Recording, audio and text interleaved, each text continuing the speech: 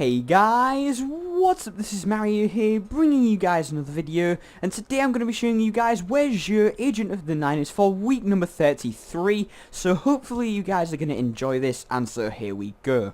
So Zure is located right down here. You just come down those stairs, 10 to the left, near the Crucible Quartermaster, and so let's approach him and see what goodies he's selling. Alright, so these are all of the goodies that he's selling. Let's begin with the curious, as always. We have the auto rifle telemetry, shotgun telemetry, and machine gun telemetry. All of these will upgrade the specified weapon type faster for 30 minutes. You can buy 5 of these for 1 strange coin.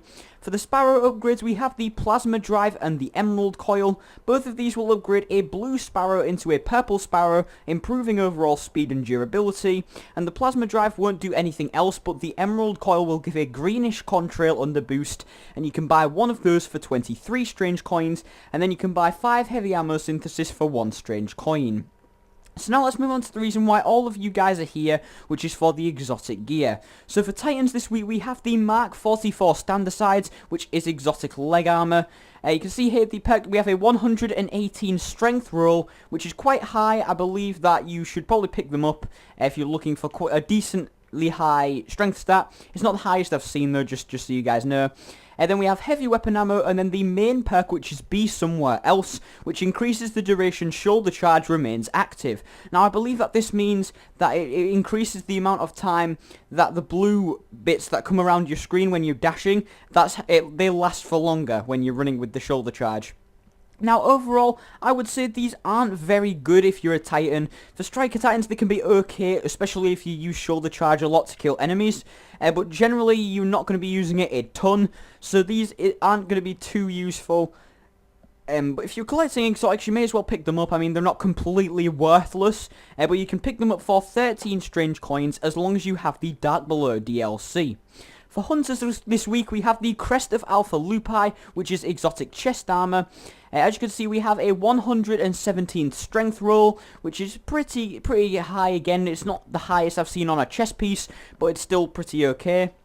Then we have special weapon ammo, hand cannon ammo, and the main perk, which is Keeper of the Pack. You revive fallen teammates faster, and they revive you faster. Your super also spawns additional orbs for teammates.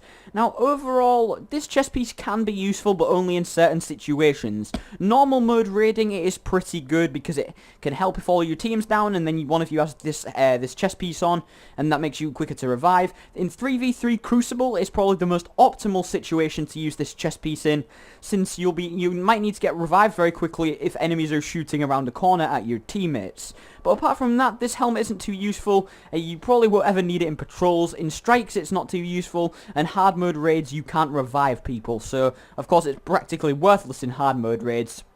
But nonetheless, I'm going to be picking this up later in the video. I'm going to transfer all my strange coins and motes over, and you can buy this for 13 strange coins. For Warlocks this week, we have the Skull of Dire Ahamkara, which is an exotic helmet.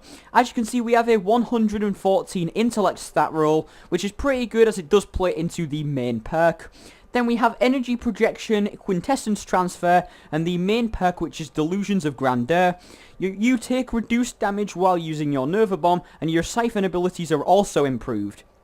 So overall, I would say that the Obsidian Mine is definitely better than this helmet, but it's still it's the only, if you don't have the DLC, it's the only Voidwalker specific exotic helmet that there is. So it's going to be pretty good if you can pick this thing up, just because if you like helmets, or you prefer to wear exotic helmets, this is the only Voidwalker specific one, and you can buy that for 13 strange coins. For the weapon this week, we have the Mida MultiTool, which is an exotic scout rifle. This gun is good for 2 main reasons. The first perk being Third Eye. Radar stays active while aiming down sights with this weapon, which is a pretty good perk just in general. But then we also have the main perk, which is Mida MultiTool. This weapon boosts move speed and fires on a hit trigger. Now evidently this main perk isn't too great. The boost in movement speed is great for certain situations such as the Crotus End pit encounter, but apart from that you're not going to need it, and you don't really ever need a gun that fires on a hair trigger. That isn't too useful, but I suppose it can be, especially maybe if your controller's broken, then it's the only weapon you can use.